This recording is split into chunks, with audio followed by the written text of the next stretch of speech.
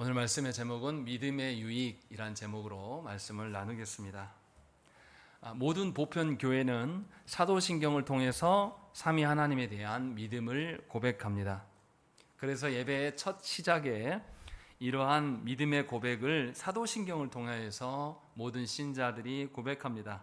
그래서 교회의 근거가 우리에게 있는 것이 아니라 삼위 하나님께로부터 이어져 오는 것이고, 그래서 우리의 예배와 삶이 하나님의 그 어떠하심 속에서 시작되기를 바라는 마음으로 우리가 예배의 초도에 사도신경을 고백하는 것입니다. 오늘 우리가 볼 하이델베르그 요리문답 59문, 60문, 61문은 이러한 사도신경에 대한 믿음의 고백을 하는 것이 어떠한 유익을 주는가라는 것을 밝히고 있는 거예요. 그러니까 우리가 생각하는 내 확신에 찬 믿음, 신념 이런 거 말고요. 이런 것을 믿음이라고 말하지 않습니다. 사도신경에서 고백한 삼위 하나님에 대한 믿음, 이 믿음이 주는 유익이 무엇이냐라는 것을 밝혀주는 것이 오늘 우리가 볼 말씀의 내용입니다. 그런데 이제 믿음이라고 이야기하면 조국교회 안에서 너무나 많은 믿음에 대한 오해들을 갖고 있습니다. 그래서 믿음을 어떤 식으로 생각하냐면 믿는 주체를 자기가 믿는다라고 생각을 하는 것이죠.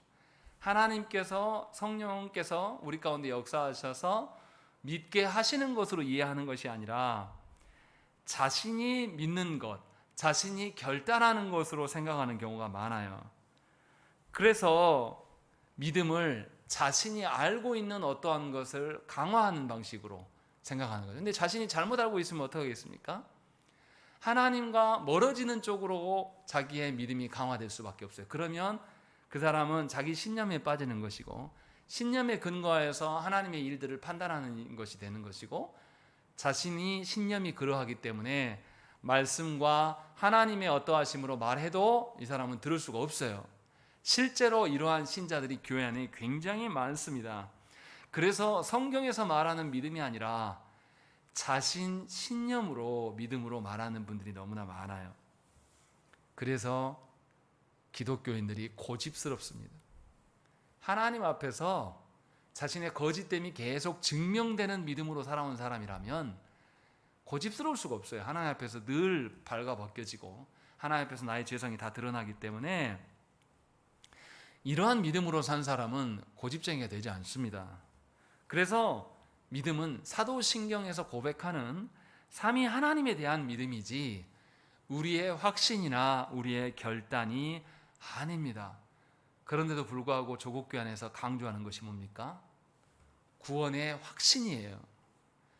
그런데 이것은 엄청나게 잘못된 거예요. 우리의 구원은 누가 이루십니까? 삼위 하나님께서 이루시는 구원으로 우리가 믿음이 발현된 거예요. 그러니까 이 믿음은 누구 것입니까? 원래 내 안에서 발현된 것이 아니라 삼위 하나님으로부터 기인한 믿음이에요. 그렇기 때문에 내 확신과 내 결단일 수가 없고, 언제나 말씀의 기준에서 내 확신이 부합하지 않으면 뭘 놔야 되겠습니까? 내 확신과 내 경험과 내가 익숙한 것들을 놓고 하나님 말씀하시는 것으로 돌이켜야 되는 것입니다. 이것이 바른 믿음에 대한 견해예요. 그런데도 불구하고 많은 분들이 믿음을 오해하여서 사람의 어떤 결단이나 그리고 자신의 믿음이 있음을 어떻게 증명해내려고 하냐면 성경에 근거한 대로 내가 부합하다라고 증명해내려고 하는 것이 아니라 자신이 무엇인가를 해서 이 봐라 내가 얼마나 종교적인 인간인가, 이것 봐라 내가 얼마나 많은 공로를 드러내는 인간인가를 강조하는 쪽으로 흘러요.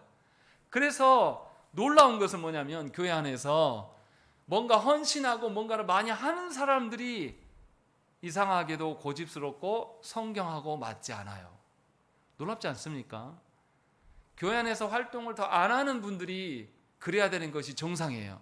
바른 믿음으로 우리가 살아왔다라면, 바른 믿음으로 교회됨을 이야기를 했다라면요. 그러나 우리의 현실은 그렇지 않다라는 거죠. 이것에 대한 오해가 뭐냐? 믿음에 대한 이해가 우리가 잘못되었기 때문에 그래요. 그래서 성도가 의롭게 되는 것은 사람의 결단이나 확신이 아닙니다. 그리스도께서 이루신 구속사역의 열매로 우리가 의롭게 되는 것이에요. 십자가로 인한 것이죠. 그렇기 때문에 믿음의 유익은 무엇이겠습니까? 우리가 의롭게 되는 것이 믿음의 유익이에요. 이것은 우리가 한 것이 아니라 그리스도께서 행하신 것이에요. 그래서 믿음은 성도에게 있어서 매우 중요한 겁니다. 왜냐하면 내가 의롭게 되는 근거이기 때문에. 반면에 회개하지 않는 죄인들에게 이 믿음의 유익은 아무런 의미가 없어요. 왜냐하면 자신이 의롭게 된다는 의미를 알지 못해요. 그리고 자신은 죄인이라고 여기지 않기 때문에 의롭게 될 필요도 없어요. 그래서 가치 없는 것이 믿음이고 미련한 방법이 믿음일 수밖에 없는 것입니다. 하나님도 보이지 않죠. 보이지 않는 하나님에 대한 어떤 신앙 고백을 할 수도 없는 것이죠. 그래서 세상 사람들에게는 믿음이 의미가 없는 겁니다. 또한 교회 안에 있으나 자기 확신과 자기가 믿는 것이라고 믿는 사람들 역시도 삼위 하나님에 대한 신앙 고백이 의미가 없는 거예요. 왜냐하면 자기 확신으로 살아가기 때문에. 여기서 이제 우리가 착각하지 말아야 될 것은 믿음의 유익과 믿음의 열매가 다르다라는 것입니다. 믿음의 유익은 의롭게 되는 것이에요. 의롭게 된 것은 무엇의 결과라겠습니까? 예수 그리스도께서 피 흘리심에 대한 결과로 말미암아 우리가 의롭게 된 거예요. 그리고 예수께서 행하신 바를 믿는 것이 믿음의 유익이에요. 그렇게 의롭게 되는 것. 그러면 믿음의 결과는 뭐겠습니까? 우리가 예수 그리스도로 말미암아서 의롭게 되었어요. 그러면 우리가 어떻게 살겠습니까? 예수 그리스도께서 말씀하신 대로 살아요. 그래서 예수 그리스도께서 말씀하신 것에 부합한 삶을 살아가는 것이 믿음의 결과예요. 믿음의 열매죠. 이것을 우리가 아주 쉽게 선행이라고 합니다. 그런데 여기서 선은 하나님께서 말씀하시는 선인 것이죠. 그래서 우리의 선행의 공로는 우리에게 있는 것이 아니에요. 왜냐하면 우리가 의롭게 된 이유는 누구 때문입니까? 예수 그리스도로 말미암음이에요. 그래서 예수 그리스도의 구속사역으로 말미암아서 우리가 의롭게 되었고, 우리가 예수 그리스도의 구속사역을 믿는 그 믿음으로 살아가는 사람에게 드러나는 열매가 선행인 것입니다. 그러니까 믿음의 유익은 우리가 의롭게 된 것이고, 믿음의 결과는 우리가 하나님 앞에서 하나님이 기뻐하시는 삶을 살아가는 것이에요. 분명하게 다른 거예요. 그러니까 다시 말하면 믿음의 유익과 믿음의 열매 두 가지 다 그리스도께서 하신 것이기 때문에 우리가 어떠한 것도 자랑할 수가 없습니다. 나의 삶의 변화나 나의 성숙되어짐 이런 것들을 공로로 여길 수가 없는 것입니다. 오늘 말씀에서도 그 이야기를 하죠. 27절의 말씀 보시면 그런즉 자랑할 때가 어디냐? 있을 수가 없느니라. 무슨 법으로냐? 행위로냐? 아니라 오직 믿음의 법이다 라고 말하면서 28절에도 그러므로 사람이 의롭다 하심을 얻는 것은 율법의 행위에 있지 않고 믿음으로 되는 줄 우리가 인정하노라 라고 하는 것이죠. 전부 다 그리스도께서 하신 것들만 이야기를 하고 있는 거죠. 하지만 회개하지 않는 사람들은 성령께서 역사하여서 우리 안에 믿음의 발현이 생겨나지 않습니다.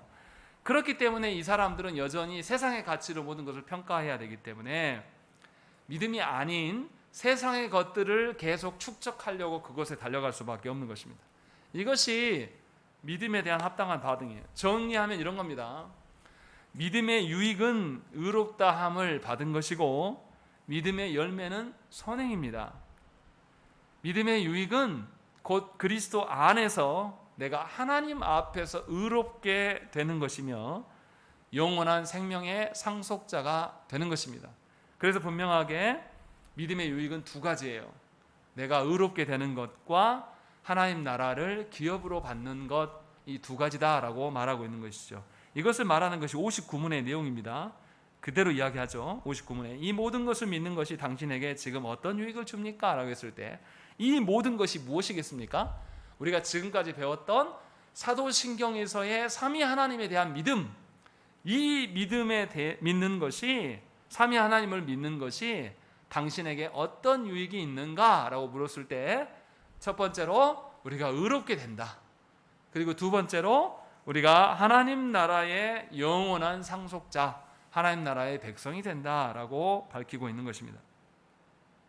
그래서 우리가 의롭게 된다는 것은 하나님 앞에서 의롭게 된다는 것이에요. 하나님께서 우리를 의롭다고 인정해 주시고 그렇게 간주해 주신다는 것이지, 궁극적으로 장래에 예수께서 다시 오실 때 그때 완전히 우리가 의로울 존재가 될 텐데 아직은 그렇지 못한 부분이 있다라는 것이죠. 그래서 하나님께서는 우리에게 무죄 판결을 선언해 주시는 것이에요. 그리고 죄책에서 해방시켜 주는 것, 이것이 믿음의 유익입니다. 따라서 의롭게 하는 것은 악을 선으로 바꾸고 굽어 있는 것을 곧게 펴고 이렇게 변화시키는 것에 대한 약속이에요. 변화되는 것을 말하는 것이 아니라 변화될 것을 약속해 주십니다. 그래서 의롭게 되는 것과 성화됨은 구별되어야 됩니다. 의롭게 되면 반드시 뭐가 드러나겠습니까? 성화의 삶이 반드시 드러나게 돼 있어요. 그러나 내가 의롭다고 하나님께 여김을 받았다고 해서 즉각적으로 내가 성화되는 것은 아니라는 거죠. 분명하게 이것은 다른 것이다 라고 말하는 것입니다. 그래서 예수께서 이를 위하여서 어떻게 하셨습니까? 우리가 받아야 될 하나님의 진노를 친히 다 감당하셨어요. 그뿐만 하신 것이 아니라 그래서 우리는 무죄 판결을 받았으나 우리가 스스로 율법을 완성할 수 없기 때문에 예수께서 그것을 또 이루신 것이죠. 이 믿음의 유익이 우리 가운데 있는 것입니다. 또 다른 아까 언급했던 또 다른 믿음의 유익은 무엇입니까?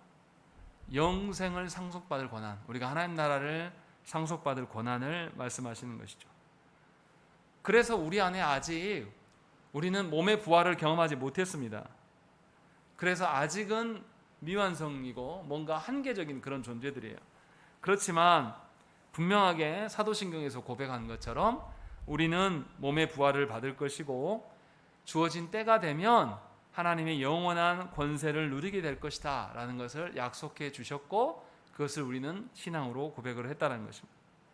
여기서 영생은 지난주에도 말씀드렸지만 영생은 어떤 것입니까? 지금 죄 있는 상태로 하나님 앞에 늘 불순종하고 헤매이는 그런 상태로 영원히 산다는 그 뜻이 아니에요. 지난주에도 동일하게 말씀드렸지만 영생은 죄 없는 상태로 온전히 하나님의 공로로만 충분히 만족하는 그런 영광을 맛보는 영원한 삶이 영생인 것이지 이 땅에서 죄 있는 상태로 늘 마음이 요지부동하고 난리치는 그런 마음으로 영원히 사는 것이 아니다라는 것을 분명히 알아야 되는 것입니다. 그래서 하나님께서 우리에게 믿음의 유익을 주시는 것은 두 가지, 의롭다고 칭해 주시는 것, 실제로 의로운 존재가 되어진 것은 아니지만 약속해 주신 것, 그리고 두 번째는 우리에게 영생을 완전한 그런 부활체로서의 그 은혜를 누릴 수 있도록 기업을 주시기로 약속하셨다는 이것이 우리에게 주어진 것입니다. 그러면 이제 여기서 믿음에 대해서 우리가 칭에 대해서 더 구체적으로 생각을 해봐야 되는데 육신문이 그 이야기를 해요. 육신문이 어떻게 그러면 신자가 의롭게 되는 것이냐라는 것을 말하고 있어요. 왜 이것을 말할까요? 의롭게 되는 것을 우리가 너무나 단순하게 생각해요. 그래서 의로운 것의 가치를 잘 모릅니다. 어떻게 생각하냐면 내가 이렇게 한번 생각을 해보십시다. 내가 빵 하나 훔쳐서 죄 용서 받는 것과 내가 누구를 살인하고 죄 용서 받는 것, 하나님 앞에서 볼 때 두 개 같습니까? 다릅니까? 우리는 다르다고 생각을 해요. 그래서 살인한 사람이 더 많이 탕감받았다라고 생각을 하는 겁니다. 그런데 이렇게 생각하는 이유가 뭐냐? 육신문에서 그것을 밝혀주는 거죠. 우리가 얼마나 의롭게 하심을 너무나 단순하게 생각하는가, 이것을 반영하는 것이 육신문의 이야기예요. 그래서 육신문에 우리 답을 한번 좀 길지만 읽겠습니다. 한 문장씩 돌아가면서 읽겠습니다. 제가 먼저 오직 예수 그리스도에 대한 참된 믿음으로만 됩니다.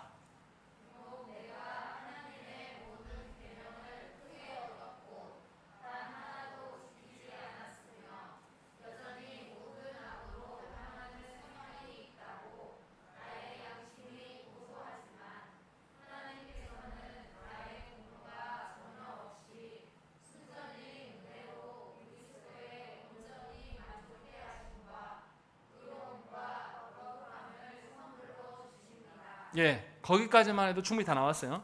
먼저 우리가 어떠한 자인가를 먼저 밝힙니다. 세 가지를 이야기해요. 첫째, 무슨 이야기 합니까? 하나님의 모든 계명을 크게 어겼다라고 이야기를 합니다. 우리는 우리의 죄를 아주 사소한 것으로 간주해요. 별거 아닌 것처럼 생각합니다. 그래서 쉽게 용서받을 수 있는 것으로 생각합니다. 그래서 우리가 어떻습니까? 죄 지으면서도 또 회개 기도하지 뭐 이런 식으로 생각해요. 왜냐하면 아주 가벼운 죄니까 그렇게 생각하니까. 그러나 성경에서는 아담의 타락에 대해서 뭐라고 말씀하십니까? 아담이 하나님과 같아지려고 했다. 그리고 하나님의 다스림을 벗어나려고 자립하려고 했다라는 것을 분명하게 선악과 사건에서 밝혀줍니다. 이것은 엄청난 교만이에요. 마치 뭐하고 똑같냐면 제가 사람이 이것을 뭘로 만들어? 이거 뭡니까? 컵이에요. 컵으로 만들었는데 컵이 스스로 나 컵 안 해. 나 다른 거 할 거야 하고 자신의 정체성을 뒤집는 거예요.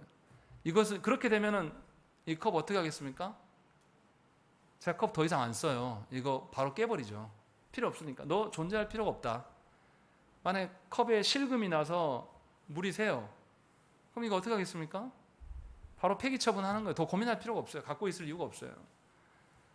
우리는 우리의 소유에 대해서 그런 태도를 취하는 거죠. 하나님께서도 사람을 향하여서 네 위치가 무엇인가 라는 거 알려주기 위해서 선악과를 주신 것입니다. 그런데 우리는 아담은 이것을 거절했어요. 하나님과 대등해진다라고 생각했던 것이고 또 하나님의 다스림에 대해서 거절하는 거예요. 더 이상 당신의 영역 안에서 나의 정체성을 두지 않겠다. 엄청난 교만과 악행인 것이죠. 그것을 첫 번째 밝히는 거예요. 두 번째는 무슨 이야기 합니까? 단 하나도 지키지 않았다라고 이야기를 하고 있어요. 신앙고백서에서. 왜 단 하나도 지키지 않았다고 할까요? 어떻습니까? 여러분들 하나님의 말씀을 여러분 지킵니까? 안 지킵니까? 여러분들 지키는 것이 있다고 말씀하실 거예요. 분명히. 그런데 다시 한번 생각을 해볼까요? 하나님의 그 말씀하시는 것들에 십계명을 한번 생각을 해보십시다. 십계명을 해석하는 원리가 뭐냐면요. 여러 가지가 있는데 그 중에 하나가 뭐냐면 하라와 하지 말라예요. 그러면 십계명에서 살인하지 말라라고 하면 뭐도 생각해야 됩니까? 하라. 생명을 살리는 일을 하라. 이 부분도 생각을 해야 되거든요. 근데 우리는 어떻게 생각하냐면 하지 마라. 그러면 이것만 딱 안 해놓고 나 안 했어요. 지켰어요. 이렇게 말한다는 거죠.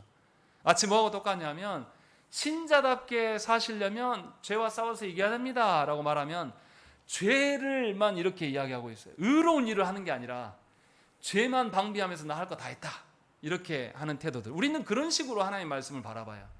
그래서 인생을 살 때도 하나님 나라를 위하여서 내가 힘쓰고 애쓰고, 예수께서 뭐라고 하셨습니까? 너희 하나님의 뜻을 너희 생명과 목숨과 힘과 뜻을 다해서 하나님 사랑해라 이렇게 말씀하시거든요. 근데 우리가 그러냐 이 말이에요.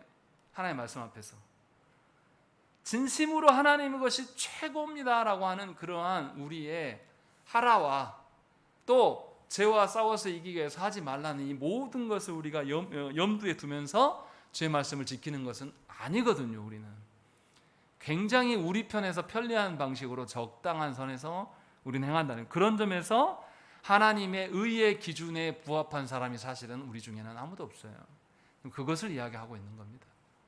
이런 우리의 존재를 알아야 되는 것이고, 세 번째는 무슨 이야기합니까? 죄인인 우리는 여전히 하나님께서 보이신 선을 행하지 않고 악으로 행하는 그런 성향이 있다라고 말씀하신 거예요. 이것을 이제 경향성이라고 이야기를 하죠. 우리가 추구하는 바 가만히 내버려둬도요, 우리는 어떻습니까? 죄 짓는 데에서 달려가는 데는 아주 선수급이에요. 그래서 제 아들도 이렇게 영어 공부를 시켜보면 단어는 잘 기억 못해요. 근데 영어를 욕하는 거 있잖아요. 한 번만 들으면 정확히 알고 있습니다. 그래서 시키지 않았는데도 계속 반복해요. 단어는 반복 절대 안 해요. 좋은 말이나 이런 거 절대. 근데 욕하는 거, 막 이런 거는 계속 하면서 웃어요. 막 즐거워합니다. 이것이 우리가 가진 죄의 경향성이에요. 저 아이만 그런 게 아니라 성인들은 더 합니다. 성인들은 하지 말라고 하는 것에 대해서 그 금단의 영역에 넘어서면서 즐거워해요. 그래서 바람피지 않습니까? 하나님께서 명하시는 그것에서 넘어가면서 희열을 느끼고 그것을 넘어가는 것이 더 좋은 쾌락이다라고 말해요. 그래서 악행하는 일들을 남발하는 것이죠. 이러한 우리의 악함, 이런 악한 경향성이 있는 존재들이에요. 그러니까 하나님께서 우리를 죄 용서해 주셔도 우리는 어떻습니까? 더 쉽게 이야기할까요? 준호 이렇게 얼굴 깨끗이 닦아주고 이렇게 놔둬요. 깨끗이 씻겨갖고 놔두면 준호의 그 청결한 상태가 1시간 이상 갑니까? 아니에요. 그래서 애 키우기 힘들잖아요. 닦아놓으면 뭐예요? 바로 가서 바로 더럽히는데 우리가 그렇다는 거죠. 우리의 죄성이 그런 정도예요. 아무리 여기서 말씀을 듣고 저 예배당 문을 박차고 나간다 해도 밖에 나가는데 내 차가 누가 와서 봐서 찌그러뜨면 우리 어떻습니까? 바로 이런 XX 우리 그런 존재라는 거죠. 그것을 알아야 된다라고 이야기를 하는 겁니다. 그랬을 때에 예수 그리스도께서 우리를 의롭게 하셨다라는 의미를 이제 그때부터 알게 되는 거예요. 우리는 하나님의 계명을 전부 무시했고 하나님의 계명에 대해서 하라와 하지 말라가 있는데 이것에 대해서 온전히 지킨 게 단 하나도 없고 또 우리는 하나님께 죄 용서를 받는다 할지라도 다시금 죄를 향해 가는 그런 존재들인데 주께서 우리를 의롭게 여기셨다라는 것은 우리의 그런 극악무도한 하나님의 진노를 주님이 다 감당하셨고 우리가 지켜야 될 하라라고 명령하셨던 그 하나님의 율법의 말씀들을 주님이 온전히 다 성취해 주심으로 말미암아서 우리가 하나님 앞에서 의롭다고 여김을 받는 거예요. 그러니까 주님은 하나님의 법정에서 변호사 노릇도 하지만 우리가 못 이룬 율법의 일들도 주님께서 친히 이루셔서 그것을 증거물로 가주시네. 그러니까 증거도 만들어 주시고 증거를 가지고 하셔서 판사이신 하나님 앞에 가서 성부께 나아가서 제가 이뤘습니다. 제가 이뤘으니 의롭게 된 거 아닙니까? 라고. 그러니까 보통 변호사가 아닌 거죠. 증거까지 만들어주는 그런 방식으로서 우리를 구원하셨다는 것입니다. 그래서 이것을 아는 사람이라면 우리 스스로 내 스스로 무엇인가를 의롭다라고 말할 수가 없는 거예요. 내 스스로 믿음을 내가 결단했기 때문에 내가 확신했기 때문에 내 믿음이 좋은 것을 교회 안에서 증명해내려고 이것도 하고 저것도 하는 이런 방식 할 수가 없어요. 그것 자체가 하나님께서 이루시는 구원의 공로를 내 것으로 만드는 것 자체가 뭘 드러내는 겁니까? 우리가 얼마나 하나님의 다스림에부터 벗어나서 내 스스로 할 수 있는가. 마치 아담과 하와가 의논해서 함께 선악과를 먹는 것과 크게 다르지 않다라는 거죠. 그런 악한 기질이 우리 가운데 있는데도 주님은 그 모든 것들을 이루신 거예요. 그래서 뭐라고 합니까?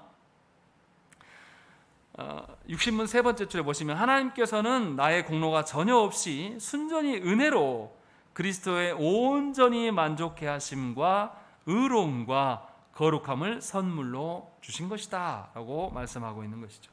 그러니까 우리가 하나님 앞에 설 수 있는 근거는 우리 안에는 아무것도 없어요.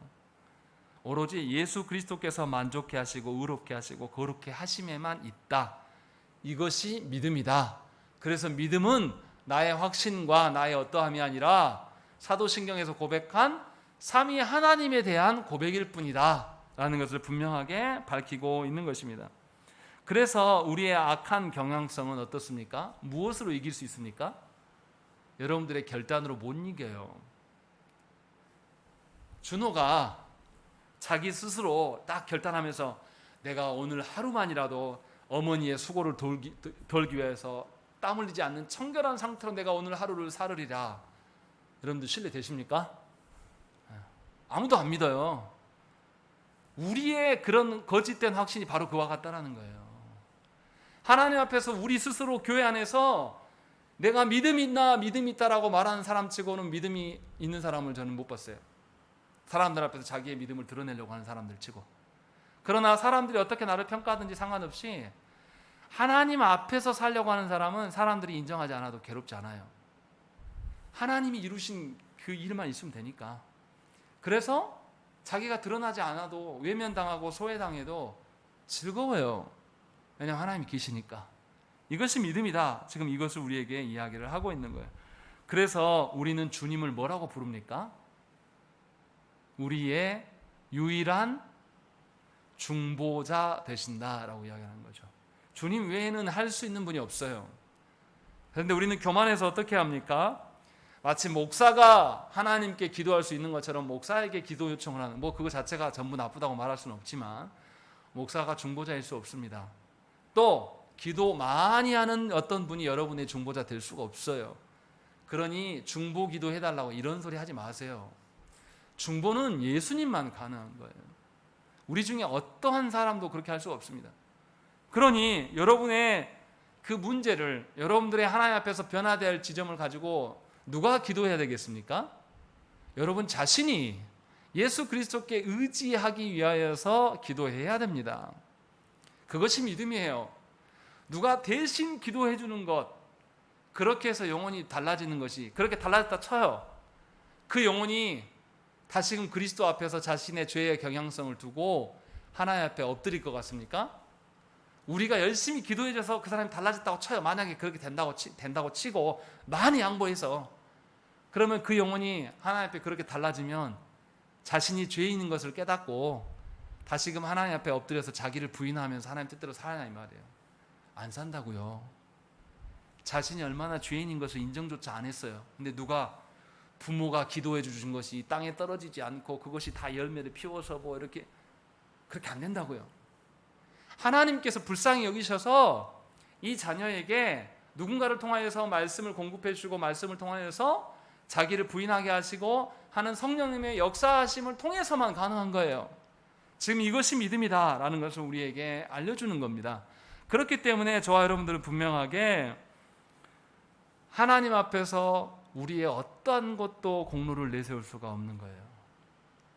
사람들 앞에서요, 잘 보이려고 하면 더 고달퍼요.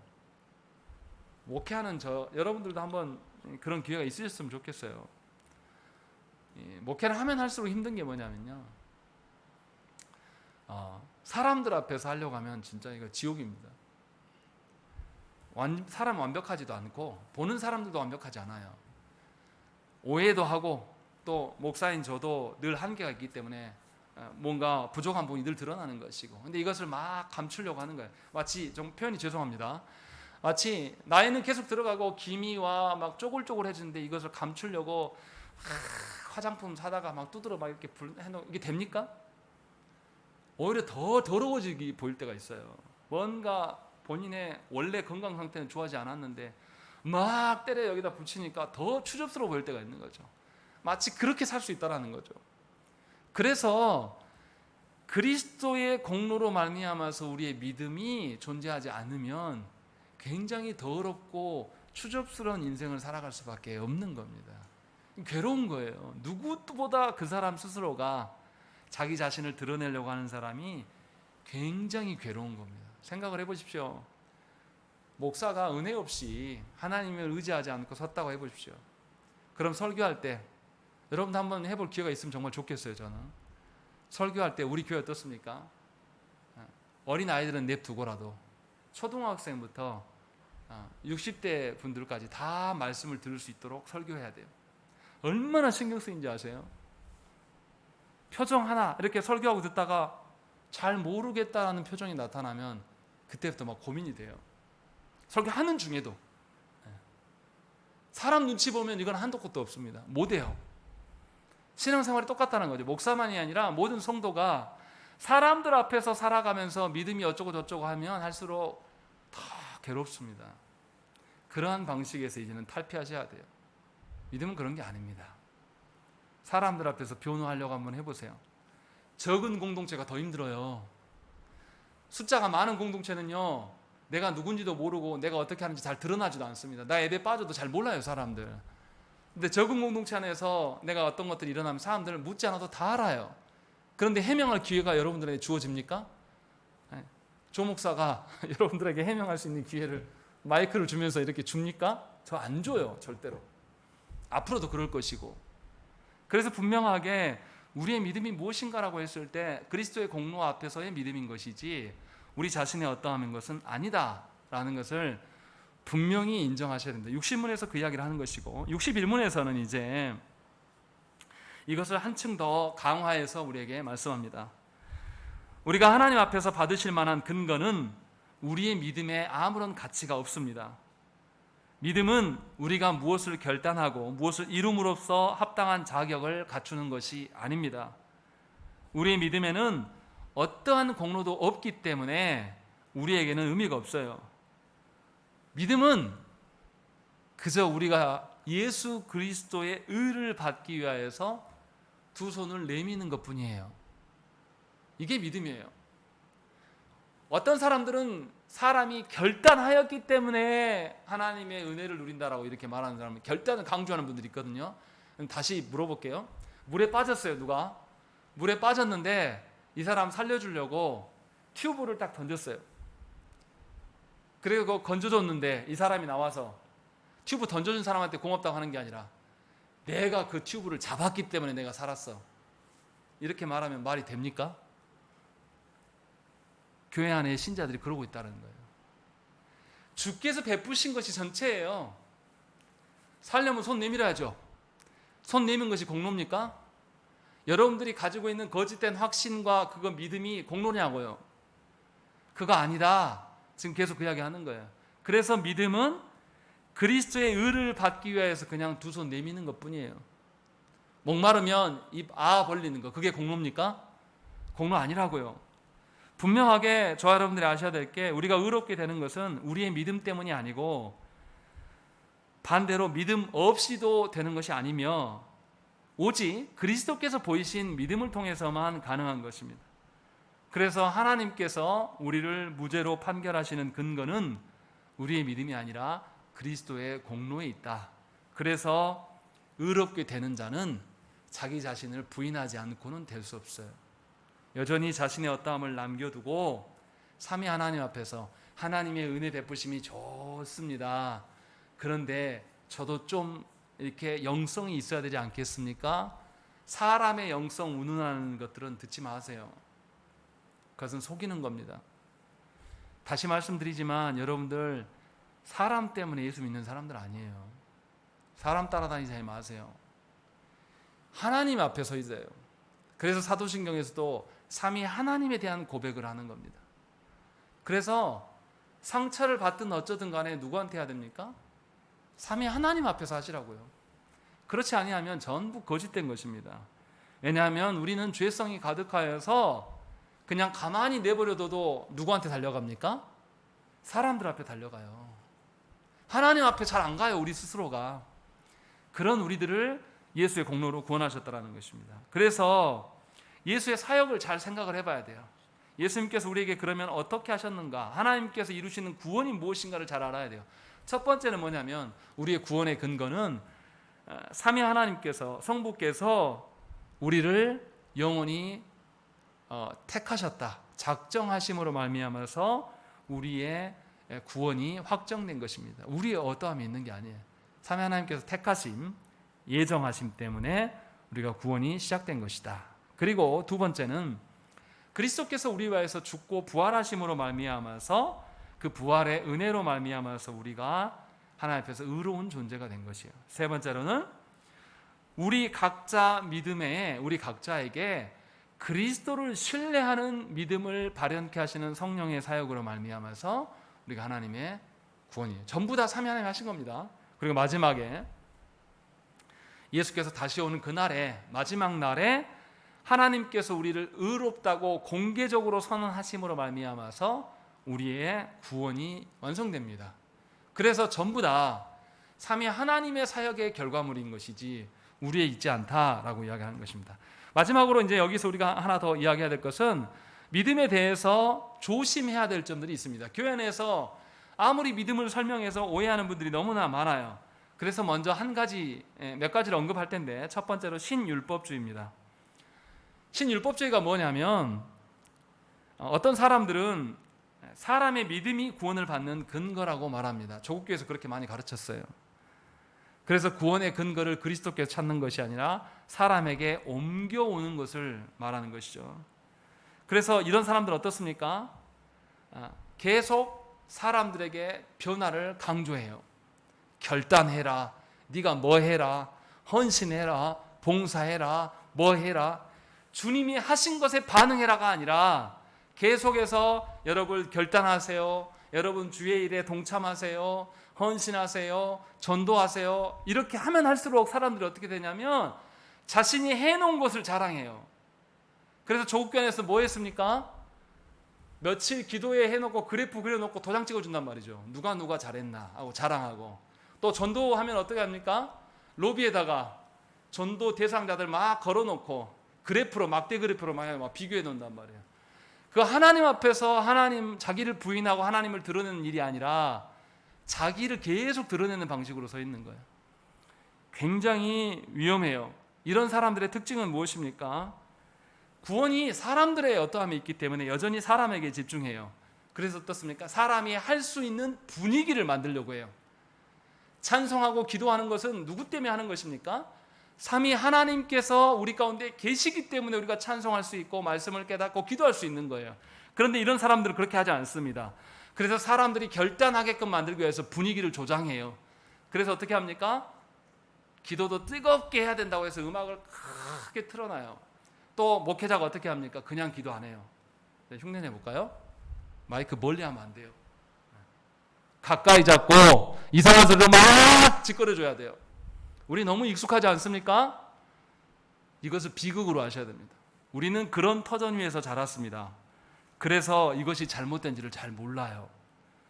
우리 안에 정서적인 확신을 일으키게 해서 사람의 행위를 강조하는 것은 믿음이 아닙니다. 그런데 조국 교안의 대다수 교회들은 신율법주의에 젖어 있습니다. 그래서 분명하게 뭔가를 이뤄내려고 하는 거예요. 목사도 목회 어디에 청빙받으면 거기에서 뭔가 결과물을 이뤄낸다고 생각하는 거예요. 그런데 아까도 계속 말씀드렸잖아요. 우리가 의롭게 되는 것은 누구 때문입니까? 예수께서 우리를 위하여서 죽고 부활하셨기 때문에 일어난 거예요. 우리가 결과물 낸 게 아니에요. 우리의 선행도 어떻습니까? 예수 그리스도께서 이루신 것을 우리가 성령께서 믿게 하심으로 말미암아서 우리의 삶이 바뀌는 거예요. 우리가 결과물 내는 게 아니란 말이에요. 전부 다 그렇다는 거죠. 그런데 신율법주의에 젖은 사람들은 결과물을 내야 됩니다. 그래서 그런 자기 공로를 쌓는 일을 계속 조장합니다. 한국교회에서 그것을 조장하기 위해서 어떻게 했습니까? 많은 기도 집회를 하고 부흥회를 많이 했어요. 자기 공로를 쌓으라고. 그런 것은 합당하지 않습니다. 이제 이렇게만 말하고 끝나버리면 그래 다 할 필요도 없어. 뭐 예배 공로 아니니까 빠질 수도 있지 뭐 이렇게 할 수 있습니다. 그래서 반대급부도 설명을 해야 되겠습니다. 어떤 분들이 있냐면 이제 신율법주의적인 오류를 탈피하려고 감정을 조작하거나 심리적인 도구를 활용하는 것을 다 비판합니다. 그래서 교회 안에서 해왔던 것들을 전부 지적해요. 실제로 그런 사람이 있습니다. 개혁주의라고 말하면서. 그래서 이것도 하면 안 되고 저것도 하면 안 되고 그래서 다 찻대고 포대고 싹 떼버려요. 그래서 어떻게 하냐면 한국 교회 모델을 따르지 않고 다른 나라에 있는 개혁교회 모델을 따르겠다라고 하면서 전부 다 없애버려요. 그럼 어떻게 될까요? 하나님 앞에서 우리의 그 어떠함을 하나님의 그 어떠하심 속에서 반응하는 것이 우리 안에 있어야 되는데 모든 것을 비판하면서 말씀의 지적인 유의를 누릴 수 있을지는 몰라도 삶의 변화는 드러나지 않아요. 예수 그리스도의 행하신 바가 우리에게 와서 우리 안에 반응이 일어날 때의 믿음이라고 말할 수 있습니다. 그러한 것들이 우리 안에 여전히 남아있어야 되는데 신율법주의를 반대한 사람들은 율법 폐기론자들은 어떻게 하냐면 예수 그리스도의 공로라고 말은 할 수 있어요. 그리고 배우는 것은 잘합니다. 그런데 예수 그리스도의 그 사랑으로 누구를 품고 사랑하는 것은 못해요. 그래서 많이 배우고 학식이 있는 사람들의 특징이 뭡니까? 다 그렇다는 건 아니에요. 일부 율법 폐기론자들은 뭐냐면 전부 쓸데없다라고 이야기하면서 다 할 필요 없다고 말해요. 그리고 그러면 정작 우리가 삶의 변화는 안 일어나는 거죠. 아예 간섭하지 않겠다. 이런 방식으로. 안타깝지만 이 모든 것이 조국교회 안에 있습니다. 그리고 이러한 양극단의 성도들이 많이 서 있습니다. 개혁주의를 조금 배워놓고 우리가 하나님의 말씀 알면 우리가 얼마나 압니까? 신학교 가면 제일 처음 듣는 소리가 뭐냐면 신학서적 한 권 읽은 놈이 제일 무섭다. 그리고 신학서적 많이 읽은 놈이 무섭다. 왜냐하면 둘 다 하나님의 삶이 없어요. 이것에 대해서 지적을 하거든요. 우리가 하나님을 알아가는 데 있어서도 우리가 평생을 알아가도 하나님에 대해서 아주 일부분만 압니다. 그러니 겸손해야 돼요. 그리고 하나님 앞에서 명하신 앞에서 우리의 지적인 어떠한 것으로 증명하려고 하는 것이 아니라 삼위 하나님의 어떠하심 속에서 우리의 어떠함을 발견해 가야 되는 것이에요. 그래서 율법은 우리에게 필요합니까? 필요하지 않습니까? 존중받아야 될 것이에요.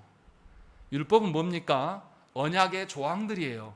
하나님께서는 타락하지 않은 아담에게도 행위 언약으로 언약하셨어요. 그리고 타락한 이 아담에게 찾아오셔서 하나님은 여전히 예수 그리스도로 말미암아서 구원을 이루시고 다시 오실 그분이 구원을 완성하실 거다라는 것을 성경 전체에서 말씀하십니다. 그리고 그 언약의 내용들을 율법의 조항들로 우리에게 주신 거예요. 그렇기 때문에 믿는 자는 율법으로 구원받을 수는 없지만 예수 그리스도의 공로로 구원받았기 때문에 삼위 하나님께서 주신 모든 것들을 사랑하고 그 율법을 존중하는 자들인 것이죠.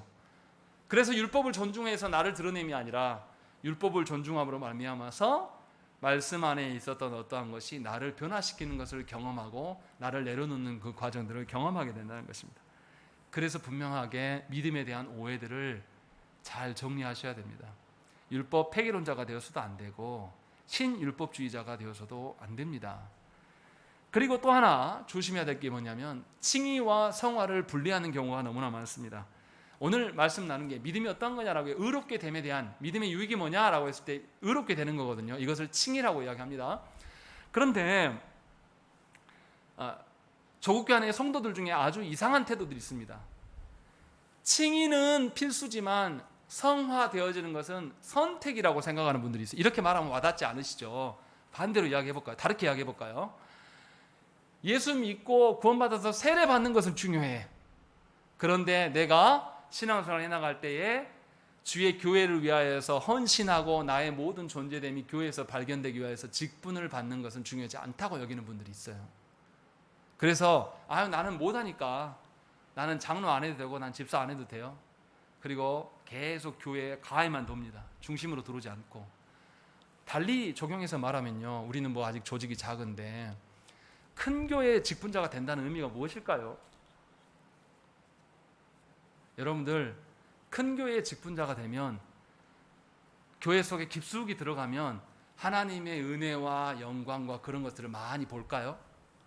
어떠실 것 같습니까? 하나님의 교회의 직분자가 되어가면 갈수록 뭘 본 줄 아냐면 사람들의 지저분한 죄를 훨씬 더 많이 봅니다. 할만하지 않아요. 목사님 저도 목회를 하면 할수록 시간이 흐르면 흐를수록 뭘 느끼냐면 하나님의 은혜와 영광도 보지만 동시에 뭐도 보냐면 사람이 얼마나 악한가, 사람이 그 한 영혼이 변화되는 것이 얼마나 놀라운 일인가, 이렇게 악한 자가 이렇게 바뀐다는 것이 기적이구나, 이게 기적이구나 라는 것을 알아요. 이렇게 고백할 수 있는 것은 사람의 지저분함을 보는 거예요. 그래서 중직자가 되면 하나님 은혜 없이는 버틸 수가 없어요. 그냥 사라지는 게 아닙니다.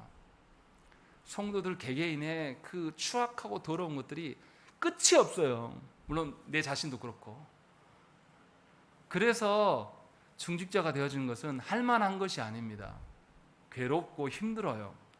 정말로 바르게 하나님의 어떠하심을 드러내면.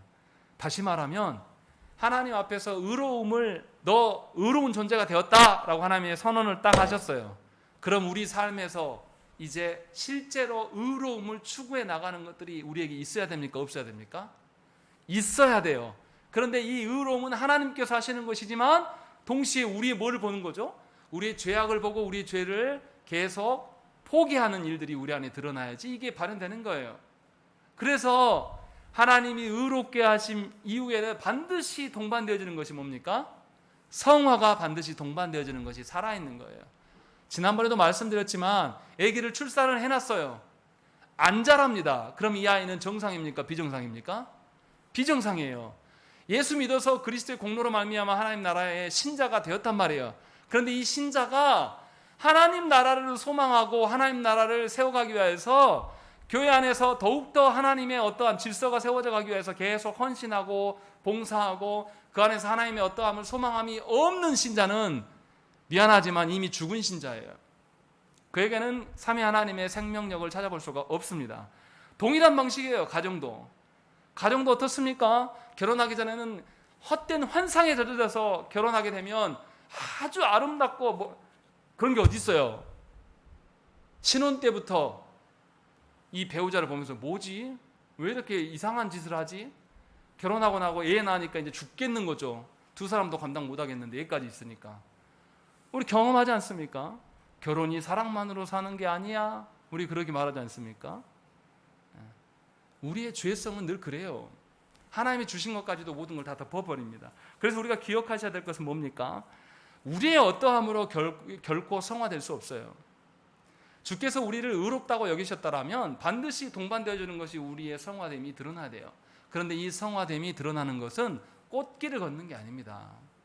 나의 죄악을 계속 고백하면서 하나님이 나를 기뻐 받으실 만한 존재로 나를 늘 갱신시켜 나가는 거예요. 그러니까 참된 신자는 하나님 앞에서 꺾어져 본 자예요. 하나님 앞에서 꺾어져 본 자가 사람 앞에서 못 꺾어지겠습니까? 거짓말이죠. 그 크고 높으신 하나님께서 나를 꺾으셨는데 하차자나 내 배우자나 내 자녀들과 어떤 교회 안에 어떤 구성원들에게 나를 포기 못해요? 좀 져주지 못합니까? 사랑해주지 못한다고요? 그거 있을 수가 없는 이야기입니다.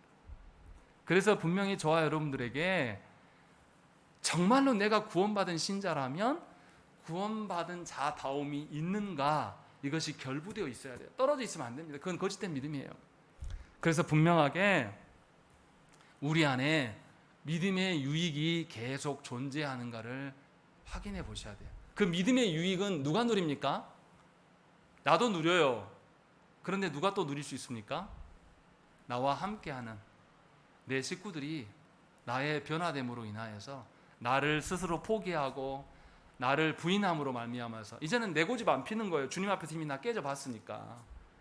그래서 상대방을 존중하고 세우는 것들이 성화된 자에게 분명히 드러나게 되어 있습니다.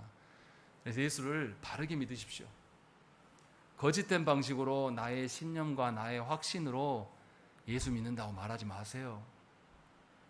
잘못 믿으면 어떻게 하냐면 내가 예수 믿는 것 때문에 내 배우자를 강요해요. 자꾸 흔들어요.